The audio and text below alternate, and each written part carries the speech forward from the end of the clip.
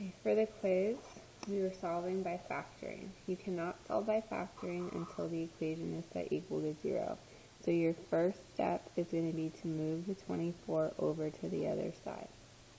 Now you can solve by factoring. We're looking for factors of negative 24 that add up to 5. So if I list out my factors of 24, if they have to add to a positive 5, that means the bigger factor is going to be positive, the smaller factor would be negative. Because if they have to multiply to a negative number, one of the numbers has to be positive and one has to be negative. So I would pick these two. I can take the shortcut if I want because A is 1. The shortcut says I can take these two numbers and jump straight to my factors. Okay, once I get it in factored form, I set my factors equal to 0, and then I solve. So I have two solutions to this problem, negative 8 and positive 3. On this version, it was slightly different because I was looking for same multiplication. They multiplied to negative 24, but they added to a negative 5. So since they added to a negative 5, the bigger number is the negative, and the smaller number is the positive. So my factors are going to be x plus 3 and x minus 8. And then I set these equal to 0, and I solve. And I get negative 3 and positive 8. Okay, the next one is already set equal to 0. A is not 1. I have to remember to multiply these together. I'm dealing with 24 again. I am adding to a negative 10, so the negatives go with the bigger factor. Since A is not 1, I can't jump straight to my factor form. I need to do my steps to figure out my factors. So I rewrite the negative 10 as a plus 2x and a minus 12x. Then I look for my GCF.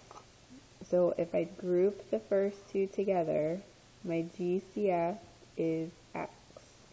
So I divide both terms by my GCF. 3x squared divided by x is 3x. 2x divided by x is 2. Then I group my second two terms together. I divide by my GCF. This is where I'm not sure if my GCF is going to be 4 or negative 4. So I have to see when I divide what happens. If I divide negative 12x by 4, I get negative 3x. That's not going to match this. So now I know that this has to be a negative 4. So negative 4 is my GCF. Negative 12x divided by negative 4 gives me a positive 3x. And negative 8 divided by negative 4 gives me a positive 2. Now if these match, I know that that is one of my factors. My other factor comes from what's out in front, x minus 4. Once I have my factors, I set those equal to 0 and I solve my factors. So this is 3x equals negative 2, so x equals negative 2/3. And this is x equals 4.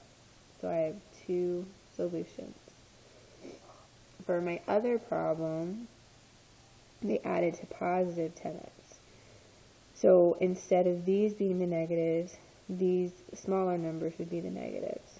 So I have 3x squared minus 2x plus 12x minus 8 equals 0. I factor out the same way I did over here. I look at my first two terms. I get my GCF as x. These two terms, my GCF is 4.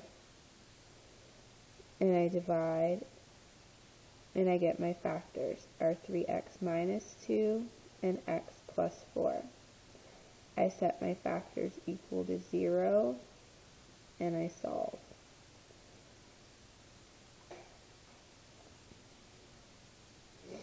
So I have two solutions, -4 and 2/3.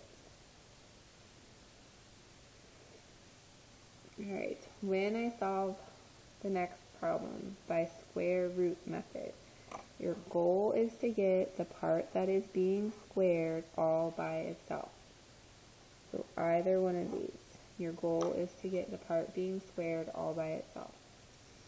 In order to do that, you're going to have to move all the other little pieces away from it. So for this question, I'm going to have to subtract the 20 first. Then I have to move this 2 that's out in front. This -2 is being multiplied by the part that is squared. So to undo that, I divide.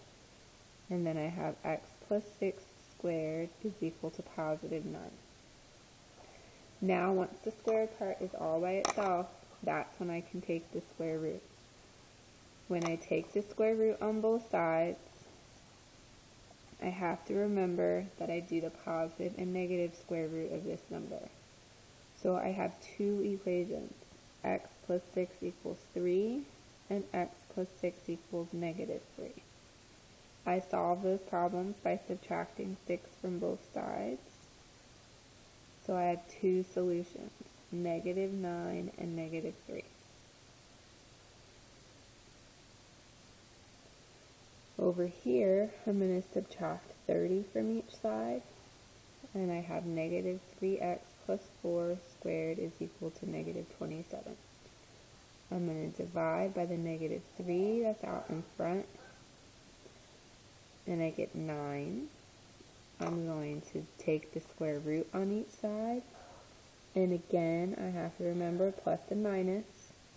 So I have two problems to solve, x plus 4 equals 3 and x plus 4 equals -3. So I get x equals -1 and x equals -7. The bottom.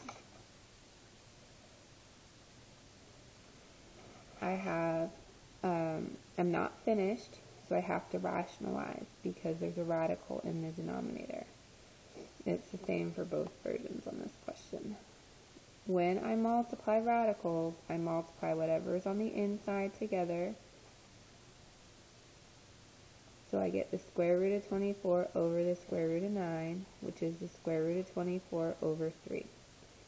That's a correct answer, but it is not finished. And it says finish the problem completely. We have to simplify the square root of 24. Oh, I forgot my plus and minus out in front. So 24 is the same as saying the square root of 4 times the square root of 6. Because remember, you're looking for a perfect square that goes into 24. So 2 radical 6 on the top, 3 on the bottom. You cannot simplify that any farther, so you're done.